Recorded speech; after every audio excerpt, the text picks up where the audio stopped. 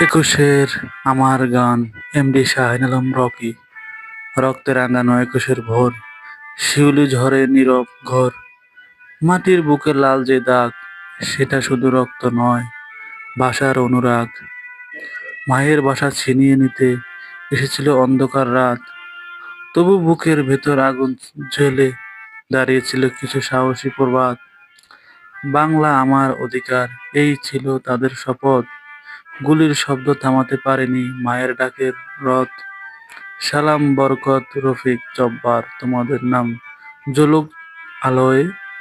প্রতিটি অক্ষের তোমাদের রক্তের, আজও লাল সূর্য ঢলে। শহীদ মিনারের সিঁড়িতে আজও ফুলের নীরব ঢেউ।